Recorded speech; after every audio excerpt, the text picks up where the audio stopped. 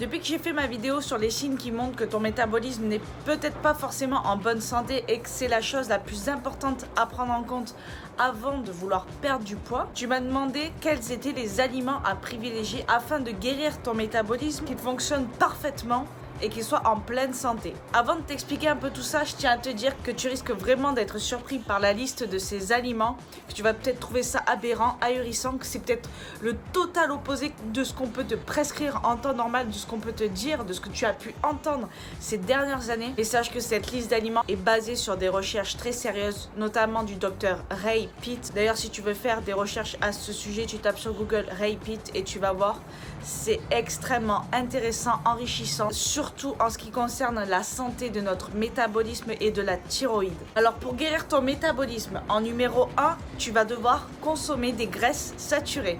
Oui, des graisses saturées, comme je te l'ai dit, les graisses saturées sont en fait bonnes pour notre santé, contrairement à ce que l'on a pu te dire pendant des années. Parmi ces meilleures sources, il y a évidemment l'huile de coco dont je ne te présente plus, dont je n'ai plus besoin de te vanter les mérites. Le beurre indien, le ghee, je crois que c'est ghee.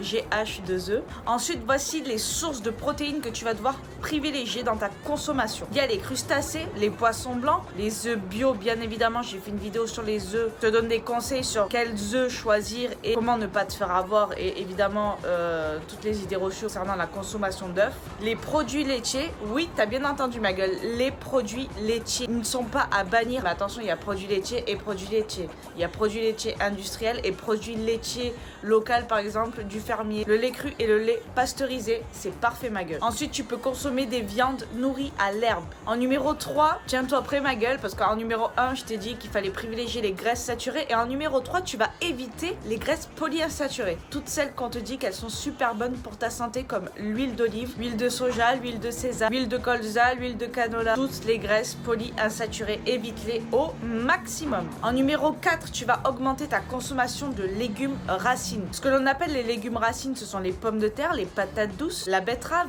la carotte. En numéro 5, mais ça je pense que normalement tu devrais déjà le faire, c'est éviter au maximum les aliments industriels, donc les aliments transformés, ainsi que tous les aliments qui contiennent des additifs, hormones, pesticides, antibiotiques, tout ce qui est chimique, les fast-foods et les céréales ma gueule. Oui ma gueule, les céréales. En numéro 6, tu vas veiller à équilibrer durant un repas ou lorsque tu vas consommer n'importe quel aliment, sucre, gras, protéines. Fais en sorte de manger tes sucres, que ce soit les fruits ou autres, avec un apport en gras comme l'huile de coco et une source de protéines. Fromage blanc, lait, n'importe. Privilégie les fruits mûrs, oui, les fruits mûrs, et épluche-les ma gueule, parce que contrairement à tout ce qu'on peut dire, oui, vitamines et minéraux dans la peau, fais gaffe, c'est également ce que ton corps ne peut pas absorber et ce que ton corps ne peut pas digérer. Donc la peau, tu l'enlèves. Ensuite, il y a les produits laitiers bio et le jus d'orange frais, une orange pressée. En numéro 7, ça c'est inutile de te le présenter.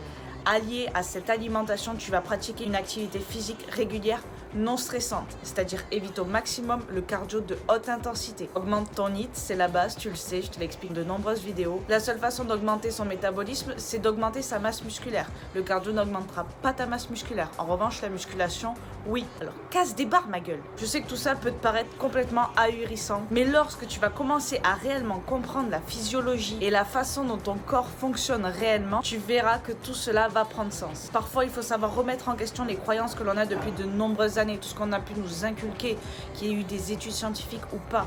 Faire des tests. Pourquoi de suite s'opposer à se dire ah non, elle dit de la merde. Fais des tests, vois si ça marche, vois comment tu te sens et après on discute. J'espère que cette vidéo t'aura plu et qu'elle va t'aider à guérir ton métabolisme. En tout cas, moi je l'ai testé et je l'ai testé sur des clientes. Ça a marché et ça marche.